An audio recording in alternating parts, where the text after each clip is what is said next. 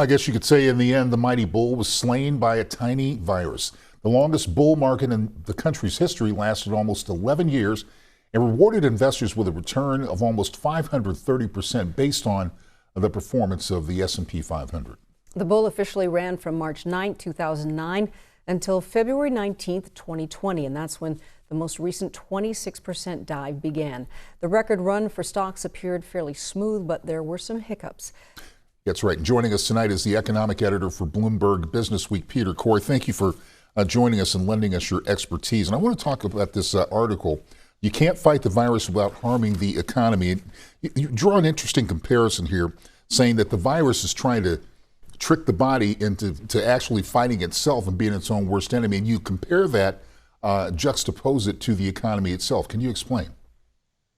Right. If you think about how the virus harms people, it's because it triggers the immune system into overreaction.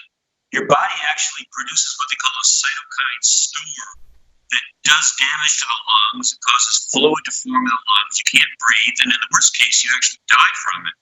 So if you think about what we're doing now with the economy, shutting things down, canceling the NBA season, Major League Baseball, the Metropolitan Museum, on and on, I have 1,000 different things being shut down. You see that we are basically shooting ourselves in the foot by killing our own economy. Now, does that mean it's the wrong thing to do? No. I mean, saving lives always has to be number one. And it's appropriate to shut things down if it's going to protect people.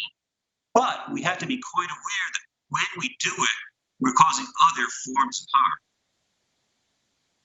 And also you talk about the wealth effect. Can you explain what this is all meaning for wealth in general? Right. So when stocks go down, people feel poorer. People who might have spent money on a new car suddenly think maybe it's not a good time to buy a car. I don't want to sell off my stock portfolio. And not everybody owns stocks directly, but you may own stocks through your 401k or something like that at work, something like that. A very large, and of course the wealthiest Americans are the ones who have the freest ability to spend, and they're the ones who actually have more of their money in the stock market. So the wealth effect affects investors.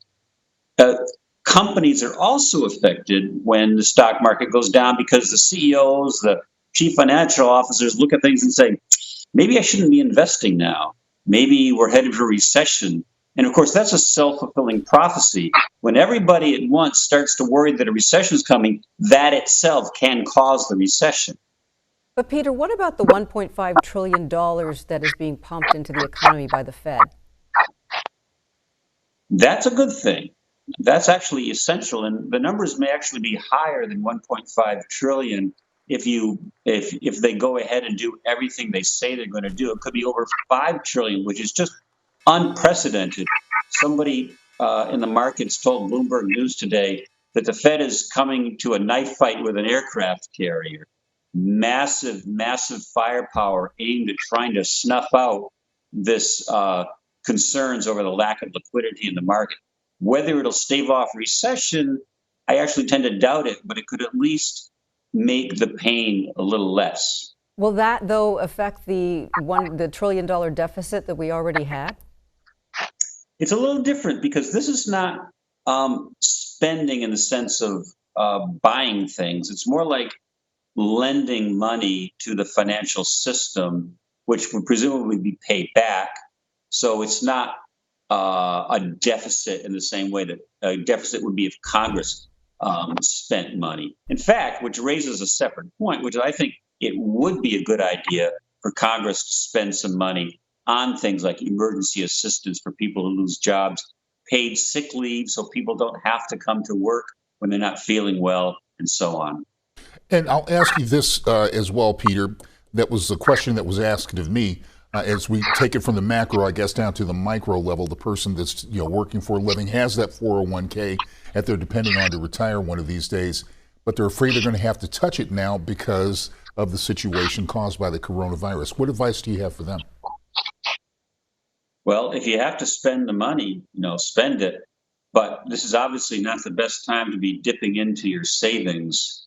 So if you have other ways of, putting in more hours on the job or second job, or actually borrowing, if possible, can be better than using up savings, because assuming you're able to pay the loan back, you won't have to touch your portfolio at a time when values are depressed. Of course, that depends on the assumption that stock prices are going to bounce back. All right. Peter Coy, the economics editor at Bloomberg, thank you so much for joining us. Won't you come back soon?